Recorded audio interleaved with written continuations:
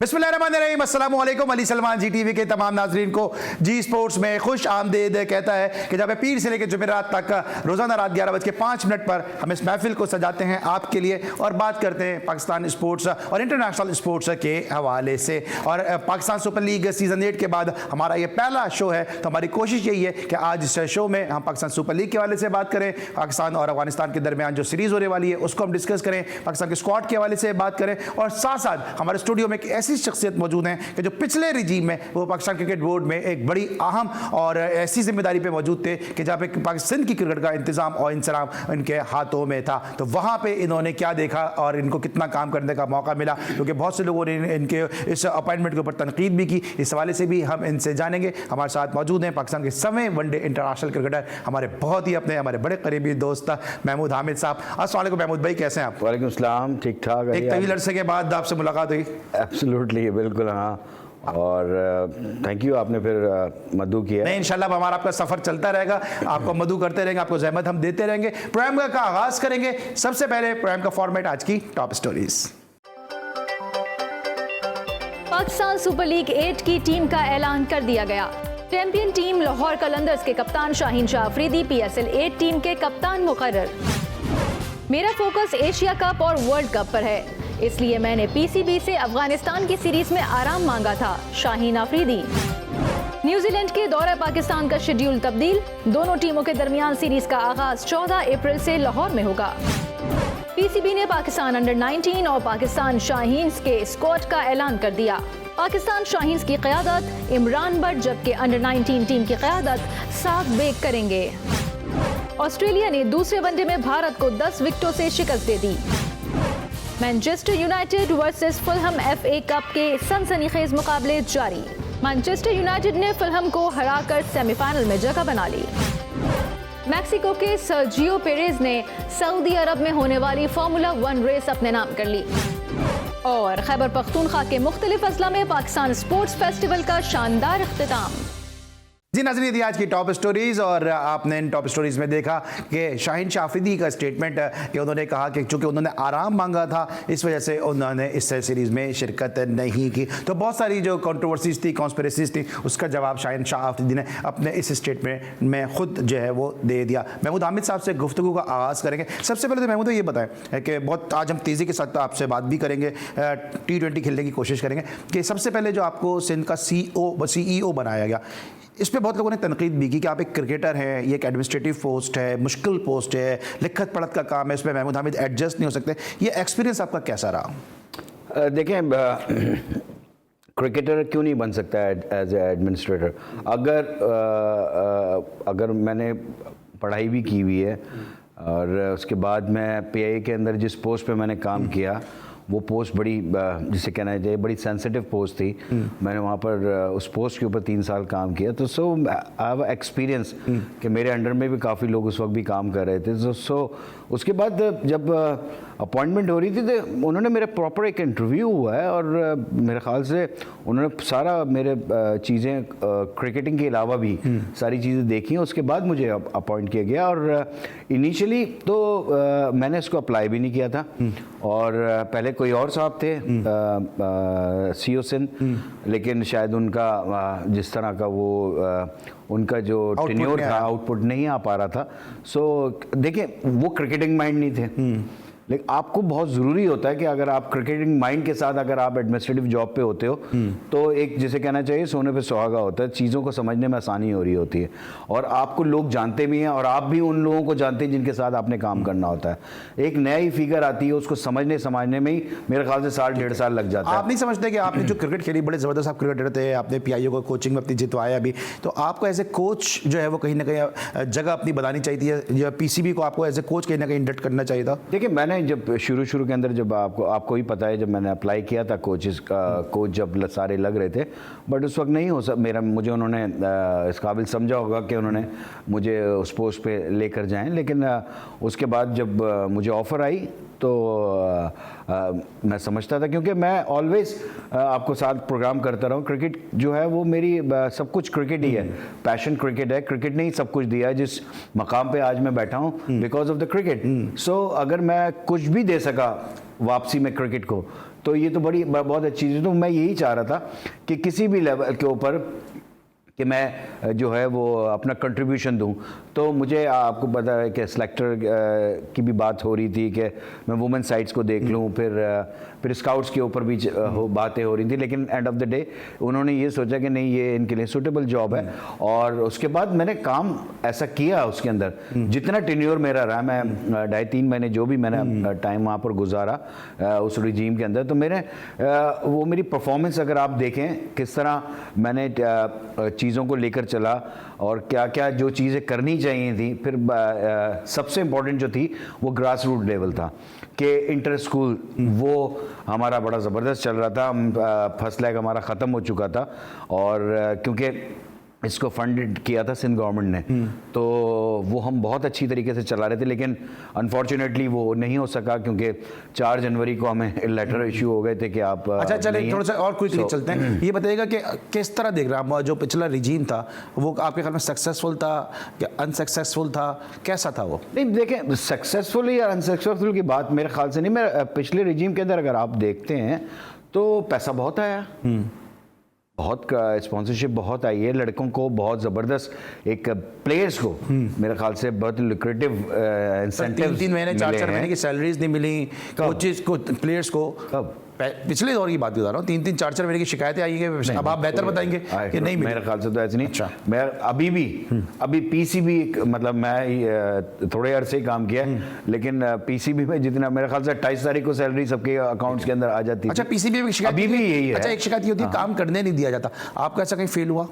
काम करने नहीं दिए जाने की बात ये नहीं है, हाँ ये थोड़ी कुछ चीज़ें हैं जो लैक करती हैं कि समटाइम्स ऐसा होता है कि आप ईमेल्स करते हो, उसके ऊपर आपको जवाब नहीं मिल पा रहा होता आपको, फिर बहुत सारी चीज़ों के लिए, क्योंकि जब आप जिस पोजीशन पे मैं था मुझे बहुत सारी चीज़ें देखनी है। मतलब आपने क्रिकेट की फ़रोग के अलावा भी जैसे एम्प्लॉयमेंट है, बहुत सारी चीज़ें कि मैंने अपने साथ किसको रखना है, स्पॉन्सरशिप, तो हमें इस बहुत सारी चीज़ें, वो जवाब थोड़ा सा जो है समटाइम लेट हो जाती थी, जिसकी वजह से थोड़ी सी प्रॉब्लम है। हाँ, क्योंकि मुझे एक आदत थी बड़ी कि अगर मेरे पास कोई ईमेल आती है तो मैं उसका फ़ौरन रिप्लाई मेरा ज़रूरी है, चाहे वो मैं उसमें कहूँ कि मैं इसके ऊपर काम कर रहा हूँ, I will get back to you as soon as possible, but जवाब नहीं आता ना तो फिर आपको थोड़ा सा मसला होता है कि हाँ जवाब नहीं। मैं इस मौजूद को ये वाइंड अप करूंगा, लेकिन अभी आप हमारी हेडलाइन भी देख रहे होंगे कि साद बेग पाकिस्तान अंडर 19 के वो कैप्टन बने, बॉब वुलमर क्लब से वो खेले जो शाहिद नवाब का क्लब है, बड़े ज़बरदस्त था, जो डेडिकेटेड जो है वो इंसान है। शाहिद नवाब ग्रास रूट क्रिकेट में बहुत काम करते हैं। अंडर 19 का कैप्टन जिस क्लब से खेल रहा है सिंध के, वही क्लब जो था वो स्क्रूटनी में जो था वो नेगेटिव हो गया और उसकी रजिस्ट्रेशन कैंसिल हो गई। तो ये सब अवामिल आपको फेस करने पड़े चैलेंजेस? मैं वही चीज़ें देख रहा था क्योंकि ये मेरे आने से पहले ये सारी चीज़ें हो गई थी, लेकिन उसके ऊपर हमने थोड़ी सी नज़रसानी की थी क्योंकि उससे थोड़ा सा प्रॉब्लम्स आ रही थी कि कुछ प्लेयर्स, क्योंकि सिंध में अगर टीमें कम बनेंगी तो ज़ाहिर सी प्लेयर्स कम खेलेंगे, तो उसके ऊपर मैं काम कर रहा था और एक हमने अच्छा बना लिया था अपने बोर्ड ऑफ गवर्नर से, उसके ऊपर हमने साइन करवा लिए थे और हम बोर्ड में इसको दे रहे थे कि हम इस तरह करके हम अपनी चीज़ों को बहुत सारी कर लेंगे। लेकिन जो क्लब क्रिकेट के ऊपर बहुत सारे क्लब नहीं आ पाए, लेकिन उसमें बहुत सारी गलतियां क्लब में भी हुई हैं कि बहुत छोटी छोटी सी चीज़ें थी। अगर किसी पे कोई ऑब्जेक्शन लगता है, अब आप एक कंपनी में हैं, आप भी काम कर रहे हैं, तो एक ऑब्जेक्शन लगता है, कोई ऑडिट का ऑब्जेक्शन लगता है, आप उसको रेक्टिफाई कर देते हैं, ऑब्जेक्शन खत्म हो जाता है। बिल्कुल। तो जब आपको टाइम दिया गया, उसके बाद आपको 15 दिन और दिए गए कि आप आ जाएं और इतनी फीस है, और अगर आपके ऑब्जेक्शन क्लियर हो जाता है तो रिफंड भी हो जाएंगे। लेकिन कुछ जगहों पे मैंने ये देखा कि स्टबर्ननेस बहुत थी, कुछ क्लबों की, कुछ ग्रुप बने हुए थे जिसकी वजह से वो वापस हैं। उसमें किसका नुकसान हो रहा था? उसमें प्लेयर का नुकसान होता है। देखिए, अगर सिंध में अगर आपकी डिस्ट्रिक्ट की अगर पहले 2 टीमें बनती थी और फिर एक टीम बने, या उस डिस्ट्रिक्ट की टीम ही ना बने, उसको मर्ज करना पड़ जाए, तो किसका नुकसान होगा? ठीक है, आपका नुकसान नहीं है, प्लेयर का नुकसान है। जहां 120 प्लेयर खेलने थे वहां 60 प्लेयर खेलेंगे। तो ये सारी चीजें जो मैं उसको करने जा रहा था, और अल्हम्दुलिल्लाह वो हो जाती, और काफी सारी मीटिंग्स हो गई थी इस मामले पे। ठीक है, महमूद हामिद साहब, चूंकि जो पुरानी रिजीम थी उसमें सिंध के CEO थे, इसलिए बड़ा जरूरी था कि इनसे बात करते कि इनकी सक्सेस या इनका फेलियर या इनका जो टेन्योर था वो कैसा गुजरा पाकिस्तान क्रिकेट बोर्ड के पिछले रिजीम में। इस वक्त हम लेंगे ब्रेक, और जब ब्रेक के बाद वापस आएंगे तो जरा पाकिस्तान की मौजूदा क्रिकेट के हवाले से बात करेंगे। मिलते छोटे से ब्रेक के बाद।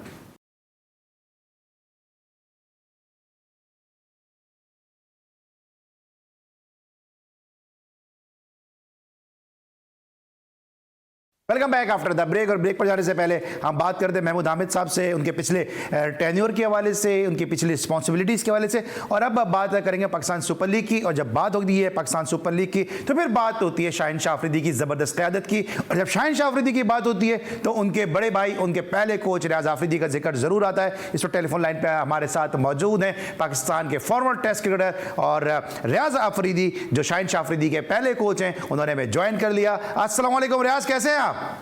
वालेकुम अस्सलाम अली भाई, कैसे हैं आप? ठीक ठाक? मैं बिल्कुल ठीक ठाक हूँ। और मेरे साथ पाकिस्तान के former one day international player Mahmood Hamid साहब भी मौजूद हैं। महमूद भाई, कैसे हैं आप? ठीक ठाक, खैर खैरियत? महमूद कैसे हो? ठीक ठाक, सब खैरियत। अच्छा अल्हम्दुलिल्लाह सर, बिल्कुल। रियाज, ये बताइए, हम सब तो यहाँ पे बहुत खुश हैं बतौर कोच, बतौर बड़े भाई, आप कितनी खुशी फील कर रहे हैं? क्योंकि लाहौर कलंदर वो पहली टीम बनी है कि जिसने अपने टाइटल को डिफेंड किया, और उसकी सबसे बड़ी वजह शाहीन शाह अफरीदी की उम्दा क़यादत, उनकी बॉलिंग और जो उन्होंने बैटिंग के जौहर दिखाए, वो तमाम एक कॉम्बो था जिसने इस वक्त लाहौर कलंदर को डिफेंडिंग चैंपियन बनाया है। हाँ बिल्कुल अली भाई, खुशी बहुत ज्यादा हो रही है क्योंकि हमने बड़ा एंजॉय किया, पूरी फैमिली के साथ बैठ के मैच देखा है। और जिस तरह इस दफा PSL 8 हुआ है, मुझे लगता है वर्ल्ड में जितनी भी फ्रेंचाइज लीग हो रही है ना, सबसे बेस्ट टूर्नामेंट हुआ है और सब लोगों ने एंजॉय किया। मेरे ख्याल से पड़ोसी मुल्क, इधर बाहर जितने भी लोग थे, उन लोगों ने बड़ा एंजॉय किया होगा।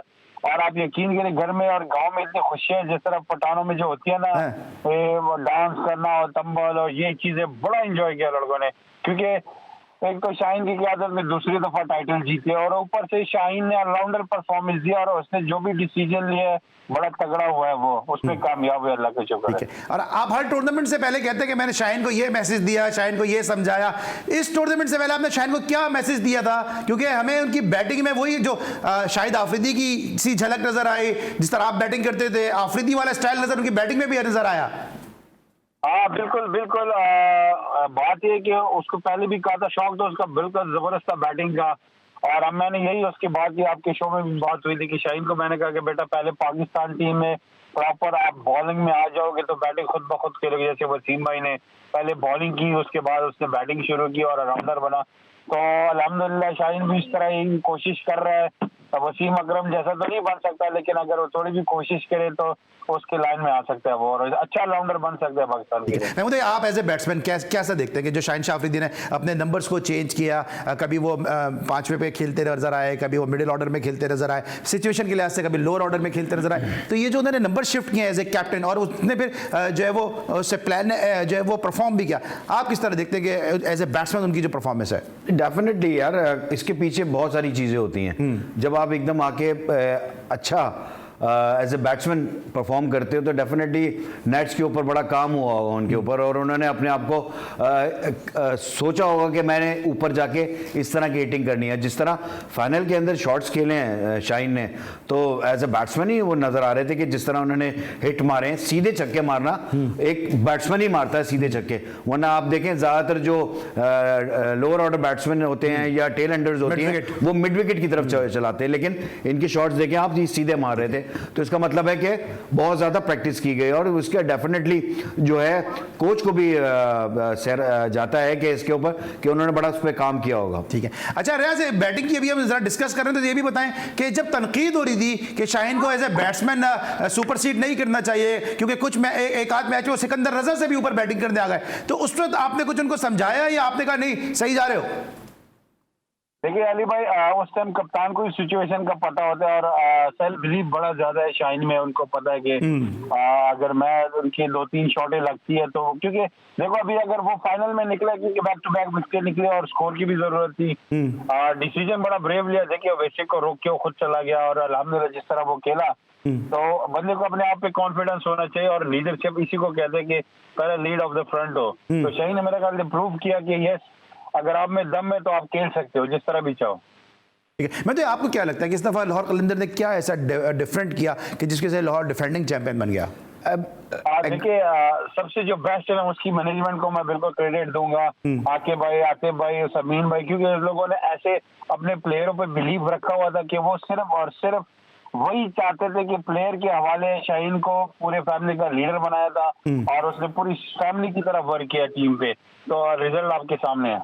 ठीक है, महमूद भाई आप क्या कहेंगे इस पे? मैं यही कह रहा था कि नहीं, डेफिनेटली इसके पीछे बहुत सारी चीज़ें होती हैं जो मैनेजमेंट होती है, और लेकिन जो एक बहुत मुश्किल डिसीजन था जो लास्ट ईयर बड़े लोग इसके बारे में बात कर रहे थे कि शाहीन को बहुत अर्ली कप्तान बना दिया, लेकिन शाहीन ने लास्ट ईयर भी जिस तरह कप्तानी की और ग्रूम कप्तानों के इस सीजन में भी नजर आए, तो एग्रेशन जो था शाहीन का वो टुवर्ड्स द गेम वो बहुत ज़बरदस्त था, और जो चेंजिंग थी, और जब टीम मुश्किल में आती थी, जिस तरह सिकंदर रजा ने वो इनिंग खेली अगेंस्ट कोयटा ग्लेडिएटर्स जो ऊपर से आउट हो गए थे सारे, और उसके बाद वो मैच ले गए 150 पे मैच उन्होंने कोयटा से जीत लिया।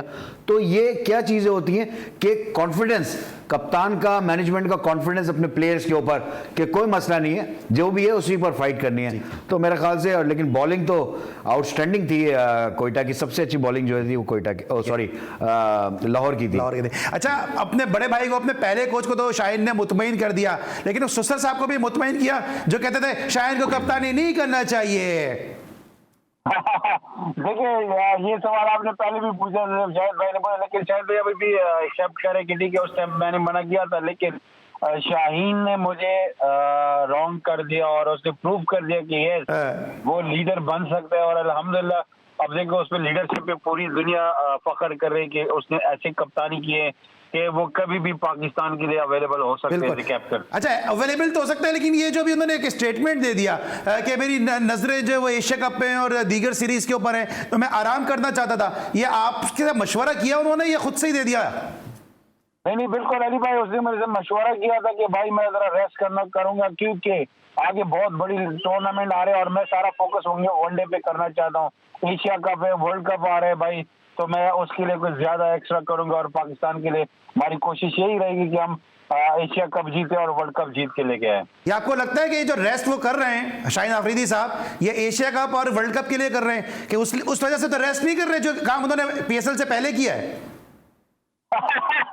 अली भाई नहीं, क्योंकि देखो 3 तो T20 है और उसके बाद न्यूजीलैंड टीम नेक्स्ट वीक आ रही है मेरे ख्याल से 10 दिन के बाद, तो वही काम शुरू हो जाएगा क्रिकेट का, और वही तो मेरे ख्याल से आई थिंक उसके माइंड में यही मेरे ख्याल से अच्छा डिसीजन होगा, क्योंकि वो फोकस वनडे पे ही कर रहे हैं। ठीक है, रियाज और कुछ मैसेज देना चाहेंगे अपने फैंस को, शाहीन के फैंस को, क्योंकि लोग एक्सपेक्ट ये कर रहे थे कि शाहीन इस सीरीज में कप्तान होंगे, जिस तरह से उन्होंने बड़ी जबरदस्त कप्तानी की है। देखिए, एक प्राइड होता है, अगर कोई पाकिस्तान की कप्तानी करे हमें भी खुशी होगी, इंशाल्लाह वो मौका भी आ जाएगा, लेकिन मेरे ख्याल जिस तरह ये कप्तान है, रिजवान है, बाबर है, शादाब है, शाहीन है, तो ये भी बड़ी बात है कि शाहीन के नाम इसे कैप्टनसी में आ रहा है, लेकिन वो टाइम भी आ जाएगा और सारे इकट्ठे खेलेंगे, और पाकिस्तान का मेरे ख्याल से फैंस को बैकअप करने चाहिए पाकिस्तान टीम को, और जितनी भी मुश्किल आए हैं उनके लिए दुआ करे, और दुआ ये करे कि हम एशिया कप जीते और वर्ल्ड कप जीते। अच्छा, रियाज हमारे साथ रहेगा, क्योंकि अभी आपने बात कर ली ना कप्तानी की, तो मुझे जरा अफगानिस्तान की सीरीज पे भी बात कर लो। महमूद भाई, अब राशिद को जिस तरह से शाहीन ने इस्तेमाल किया और अभी रिसेंटली सीरीज खेल के जा रहे हैं, इससे पाकिस्तान के प्लेयर को कितना फायदा होगा? क्योंकि लाहौर कलंदर से वो खेल के गए हैं, फिर कोयटा से नवीन उल हक खेल के गए हैं, और फजलुल हक भी खेल के गए, तो इससे पाकिस्तान को कितना फायदा होगा इस सीरीज में?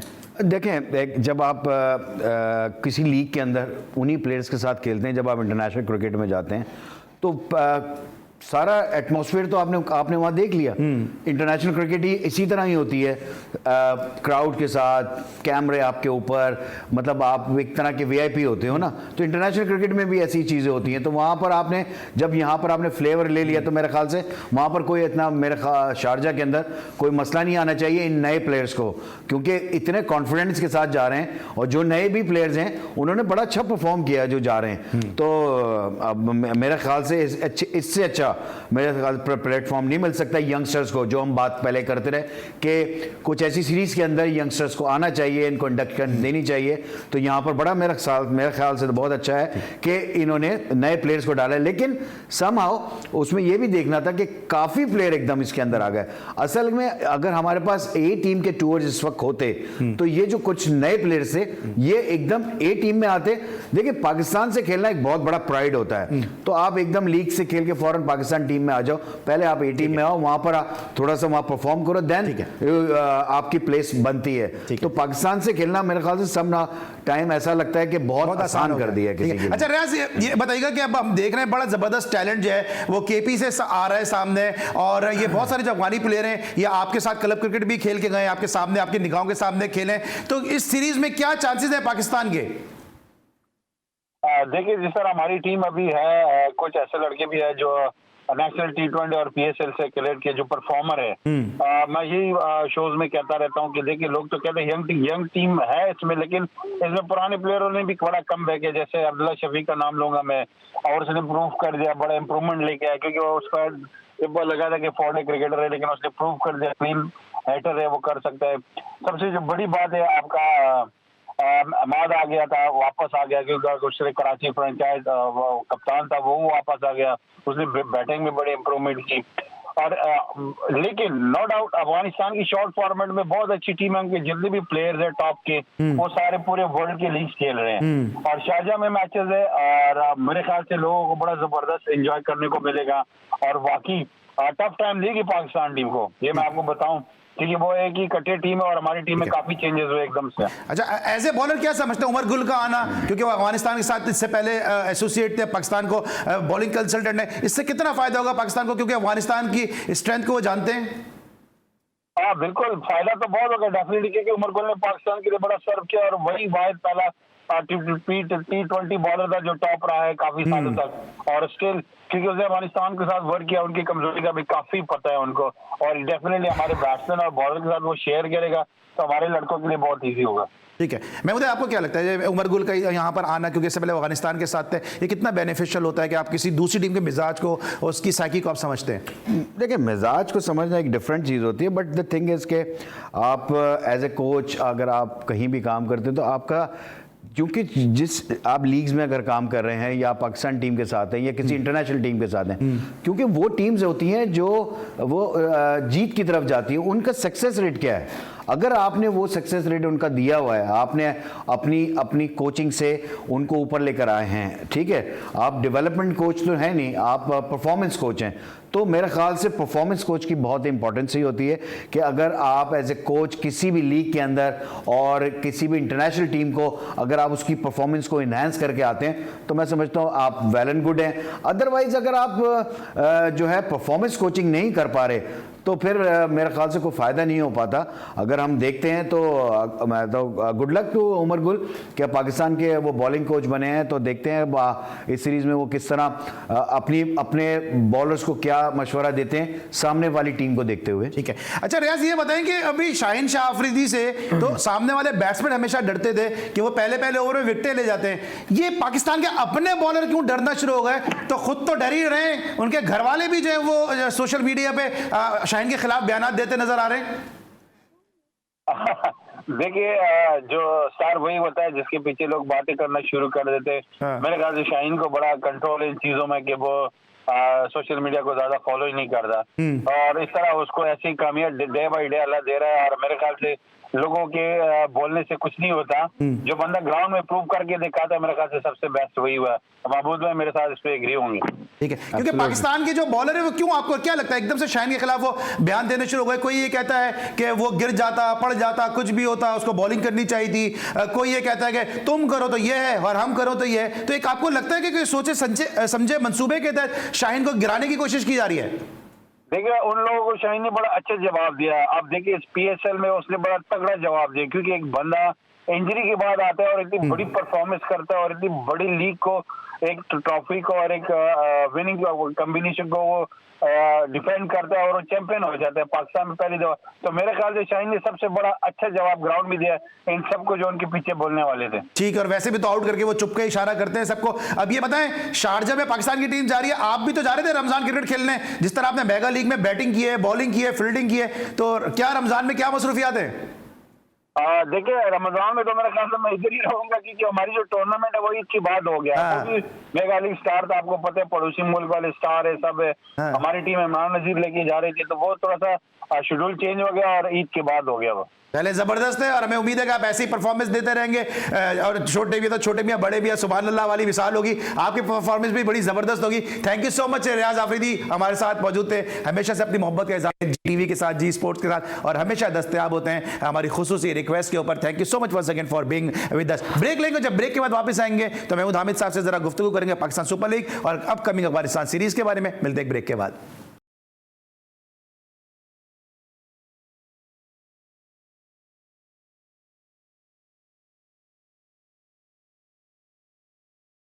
Welcome back after the break, और अब बात करेंगे इंडिया ऑस्ट्रेलिया सीरीज के हवाले से और मैच समरी आपको दिखाएंगे। उसके बाद फिर महमूद हामिद साहब से गुफ्तगू करेंगे इस मैच के हवाले से। मैच समरी आपके सामने इस वक्त स्क्रीन पे है कि जहाँ पे इंडिया और ऑस्ट्रेलिया की टीमों के दरमियान जो मैच है खेला गया, और इस मैच में कि क्या रहा ये खिलाड़ियों की परफॉर्मेंस आपके सामने के, जहाँ पर पहले बैटिंग करते हुए इंडिया ने मैच 117 रन स्कोर किए, बड़ी आसानी के साथ मैच 11 ओवर्स में इस टारगेट को चेस किया और 10 विकेटें हासिल की। विराट कोहली और अक्षर पटेल जो थे टॉप स्कोरर्स में शामिल। स्टार्क और काइल एबर्ट ने जो है वो 5 और 3 विकेटें हासिल की, और जवाब में मिचेल मार्श के 66 नॉट आउट और ट्रेविस हेड के 51 नॉट आउट की बदौलत 10 विकेटों से कामयाबी हासिल की। आपको क्या लगता है Modi, as a batsman, India के जो बैट्समैन है हमेशा लेफ्ट आर्म फास्ट बॉलर के सामने स्ट्रगल करते हैं, यहाँ भी आप देखेंगे मिचेल स्टार्क ने 5 आउट किए। बिल्कुल, अगर आप उनकी थोड़ी सी ऊपर के बैट्समैन अगर आप देखेंगे, रोहित शर्मा को देखते हैं आप और राहुल को देखते हैं, ये अगर इनको जगह पे से गेंद अंदर आता है ना, इनको बहुत ज़्यादा मुश्किल होती है। और हमें आप अगर शाहीन का वो स्पेल देखते हैं आप, सिमिलर टाइप ऑफ बॉल था और इनकी समझ में नहीं आता। शाहीन हुए थोड़ा सा बिल्कुल स्ट्रेट हो जाती है, जिसकी वजह से अक्रॉस पाँव इनका चला जाता है, तो अंदर आती है वो बॉल जो तेज आती है, वहां पर उनको बड़ा मुश्किल होता है। तो यही किया, जिस तरह की बॉलिंग हुई की थी उन्होंने, और शुरू में बड़ा अच्छा गेंद स्विंग हो रहा था, और फिर वो यके बाद दीगर विकेटें गिरती चली गई। सम टाइम होता है ऐसे मैच के अंदर कि आप कहीं भी कोई भी प्लेयर आपका जो है वो सरवाइव नहीं कर पाता, मुसलसल विकेटें गिरती चली जाती। थोड़ी सी पार्टनरशिप लगी थी जडेजा की और विराट की, लेकिन फिर विकेट गिरे, तो उसके बाद एंड में थोड़ा सा अक्सर ने रन्स बनाए, जिसकी वजह से 117 हो गए। और बाद में जिस तरह की उन्होंने बैटिंग की, पिच बाद में बहुत ही फ्लैट नजर आ रहा था, गेंद बिल्कुल नहीं हिल रहा था, जिसकी वजह से उन्होंने प्रॉपर बैटिंग की। जो सवाल था मेरे, जैसे वसीम अकरम के दौर से अगर हम बात करते हैं, फिर उसके बाद जुनैद खान थे, मोहम्मद आमिर थे, इरफान थे, इवन राहत अली भी जो थे वो भी लेफ्ट आर्म फास्ट बॉलर थे।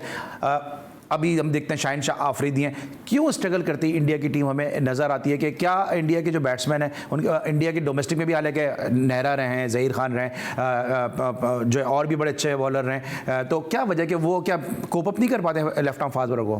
पेस का फ़र्क आ रहा है ना। अगर आप उनकी पेस देखें, या आशीष की पेस देखें, या ज़हीर की जो पेस थी, वो पेस शाहीन उससे पेस में ज़्यादा है। इवन आमिर भी ज़्यादा था। आमिर ने जिस तरह परफॉर्म किया था बांग्लादेश के अंदर अगेंस्ट इंडिया, ऊपर से जहाँ पर मुश्किल आई वहाँ पर गेंद जब हिला तो प्रॉब्लम आ गई। तो मिशेल स्टार्क है, इसकी अच्छी बली पेस है, तो पेस का होना भी बहुत ज़रूरी है। अगर थोड़ी सी पेस कम होती है तो ये लोग ईजिली मैनेज कर लेते हैं। आप देखें, अगर ये बिल्कुल ऐसे बॉलर हों जो कि जिनकी पेस नहीं होती, तो फिर जिस तरह बैटिंग करते हैं इंडियन। तो आपको क्या लगता है सर, रुद्रा प्रताप सिंह थे या इरफान पठान थे या ज़हीर थे या आशीष नेहरा थे, सारे लेफ्ट आर्म फास्ट बॉलर हैं जो रिसेंट पास में इंडिया से खेले, इनकी पेस हमारे बॉलर से कम है?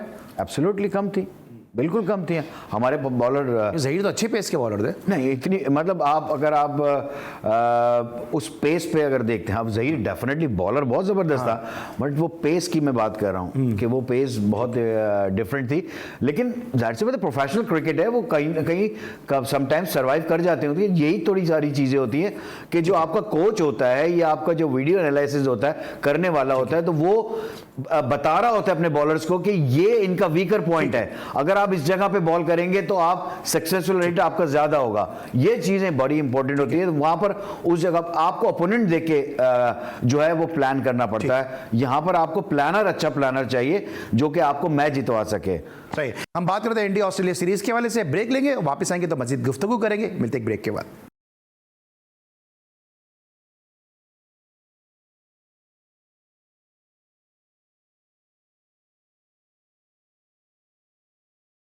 Welcome back after the break. और हम बात कर रहे थे पाकिस्तान सुपर लीग के हवाले से राजा अफरीदी, महमूद हामिद साहब से। अब हम थोड़ी सी बात करेंगे पाकिस्तान इंडिया क्रिकेट के रवाबित के बारे में, क्योंकि जो हम देखते हैं कि यहाँ से एक पीस का जेस्चर जाता है, लेकिन वहाँ से बार बार ऐसे स्टेटमेंट आ रहे हैं। शाहिद आफरीदी को हम देख रहे हैं कि उन्होंने इंडिया के तिरंगे के ऊपर जो है वो ऑटोग्राफ भी दिए किसी एक इंडियन फैन के कहने पर। एक अच्छे जो है वो पीस और जेस्चर का मुजाहरा किया जा रहा है। लेकिन हरभजन सिंह ने एक स्टेटमेंट दे दिया कि इंडिया को पाकिस्तान की ज़रूरत नहीं है, पाकिस्तान को इंडिया की ज़रूरत है। ये स्टेटमेंट हो सकता है किसी हद तक सही भी हो, लेकिन इस मौके पे ऐसा कहना कि जब खिलाड़ी एक दूसरे के साथ बात कर रहे हैं, घुल रहे हैं, मिल रहे हैं, एक बड़ी अच्छी एक लीग खेल रहे हैं, उस माहौल को खराब करने की ये जरूरत क्या थी? मैं मुझे क्या जरूरत थी इस तरह की बात करने की? आप, मुझे याद है आप इंडिया जा चुके हैं वेटरन्स क्रिकेट खेलने के लिए। देखिए, अपने आप को लाइमलाइट में दोबारा लाना, इस तरह के कंट्रोवर्शियल जिसे कहना चाहिए, ये पहले भी हो चुका है। हरभजन ने पहले भी किया है। और मैं तो समझता हूँ कि ये तो मैं ये जो दुनिया को हम दिखाते हैं, ये प्लेयर की जो वीडियोस आती हैं, एक साथ घूम रहे हैं, फिर रहे हैं, खाने खा रहे हैं, फिर जब अलग अलग होते हैं फिर ऐसे स्टेटमेंट दे देते हैं, तो क्या ये दोनों मुल्क के अवाम को बेवकूफ़ बनाने की कोशिश नहीं है? मुझे समटाइम ऐसा लगता है। और जो कुछ वीडियोस आई हैं उस वक्त आपने देखी होंगी दोहा से, जिसमें पाकिस्तान प्लेयर में वसीम भाई थे उसके अंदर, और जहां पर एक पार्टी में सब सारे ज़्यादातर तो इंडियन प्लेयर्स थे, तो एक साथ बात भी करना और उनको लेकर भी चलना। उसके बाद अगर आप पाकिस्तान के अगेंस्ट इस तरह बयान देते हो तो फिर मेरे ख्याल से बाइकआउट होना चाहिए फिर प्लेयर्स के साथ, कि फिर ठीक है यार, ठीक है, मुल्क पहले होता है, मुल्क की वजह से ही तो सब हैं जो आपको दुनिया में लोग बुला रहे हैं। किसकी वजह से बुला रहे हैं? आप पाकिस्तान के लिए क्रिकेट खेले, आपको आपका नाम हुआ, तो इस वजह से आपको बुलाते हैं ना। तो वहां पर आपको कहीं ना कहीं स्टैंड लेना पड़ता है मुल्क की खातिर भी, कि आपके अगेंस्ट अगर इस तरह की कोई बात कर रहा है, ठीक है, वो अगर बात करता है तो फिर ठीक है, आप जो है वो किनारा कशी अख्तियार करें उनसे। लेकिन जब हम बहुत ज़्यादा सम टाइम हम देख रहे होते हैं कि हम बहुत ज़्यादा लीनियंट्स हो जाते हैं, हम उसके ऊपर कोई एग्रेशन या रिएक्शन शो नहीं करते। तो ये देखें, गौतम ने भी पहले भी बहुत ज़्यादा ये किया, हरभजन ने पहले भी इस तरह के, सहवाग ने भी इस तरह की चीज़ें की हैं। लेकिन यहाँ भी इससे भी तो जाती हैं। ऐसा नहीं है कि मतलब एक तरफ अमल का बहरहाल ये कि अमल का एक रद्द-ए-अमल ज़रूर है, लेकिन चीज़ तो यहाँ से भी जाती है ना इस तरह की। नहीं, डेफिनेटली देखें, जब कोई गलत बात करेगा तो फिर कोई ना कोई तो फिर बोलेगा ना। ये तो नहीं कि सारे चुप होके उनकी बातें सुनते रहेंगे।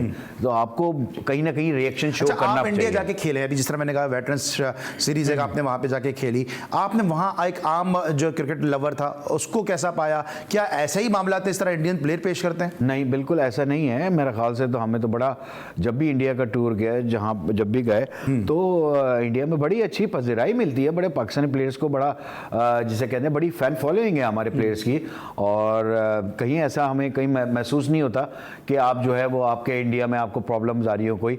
लेकिन ये सारा जिसके कहते हैं पॉलिटिकली जो चीज़ें होती हैं, और मैं समझता हूँ कि ये प्लेयर्स भी जिस तरह की बात करते हैं, तो कहीं ना कहीं इन्फ्लुएंस आ रहा होता है पीछे से कि किसी को जिसे कहना चाहिए खुश करने वाली बात होती है ना, तो वो इस तरह की बात करके जो है ना उनकी गुड बुक्स में जाने की कोशिश करते हैं। तो मेरे ख्याल से क्रिकेटर्स को ऐसी बात करते हुए ज़रा सोच समझ लेना चाहिए कि हम क्या बात कर रहे हैं, कि इंडिया को ज़रूरत नहीं है पाकिस्तान की। देखें, इंडिया को ज़रूरत नहीं है या पाकिस्तान को ज़रूरत नहीं है, लेकिन अगर ये दो मुल्क आपस में कहीं भी बायलैटरल सीरीज खेलते हैं तो इससे क्रिकेट का फ़र्क है भाई। ये क्यों नहीं सोचते हो आप? इसको पॉलिटिसाइज क्यों करते हो आप? आप अगर न्यूट्रल वेन्यू में भी खेलोगे तो क्राउड उतना ही आना है। आप ऑस्ट्रेलिया में खेल लो, पाकिस्तान इंडिया मैच, क्राउड उतना ही आना है। इंग्लैंड में खेल लो, भाई हमारे शो के एनालिस्ट होते हैं, कहते हैं कि चांद पे भी क्रिकेट होगी तो इंडिया पाकिस्तान का इतना ही क्राउड होगा। बिल्कुल। तो ये क्यों नहीं समझते आप क्रिकेट को फरोग दो ना एज ए स्पोर्ट्स पर। लेकिन वहां पर एक जिससे कहा जाए डिफरेंट माहौल है, डिफरेंट एक अगेंस्ट जो पाकिस्तान अगर आप बात करते हैं तो आपकी वोटिंग राइट्स बड़े डिफरेंट हो जाते हैं। बहुत सारी चीज़ें हैं जिसकी वजह से इनको ये सारी चीज़ें कर रहे हैं। एक चीज़ और भी है कि अभी हम इंडियन प्लेयर्स को देख रहे हैं, स्पेशली अगर सुनील गावस्कर को देखें तो मुसलसल वो विराट कोहली के खिलाफ स्टेटमेंट दे रहे होते हैं। कभी वो कह देते हैं कि उनको अनुष्का की गेंदे खेलने की आदत हो गई है इसलिए उनसे रन नहीं हो रहे, कभी उनकी वो स्लो खेलने पर बात कर रहे होते हैं। अभी उन्होंने फिर उनके आउट होने के ऊपर तनकीद की कि जिस तरह से वो आउट हुए तो ये एक उनके शाया निशान भी था। आपको लगता है सुनील गावस्कर ने टारगेट किया हुआ है विराट कोहली को? अब ये तो खैर वही बता सकते हैं कि उन्होंने टारगेट किया हुआ नहीं। आपको लगता है कि ऐसे कुछ प्लेयर पीछे पड़ जाते हैं किसी कुछ चीज़ें होती हैं। देखें, यहाँ पर भी होता है कि कुछ लोग नहीं पड़ गए बाबर आजम के पीछे।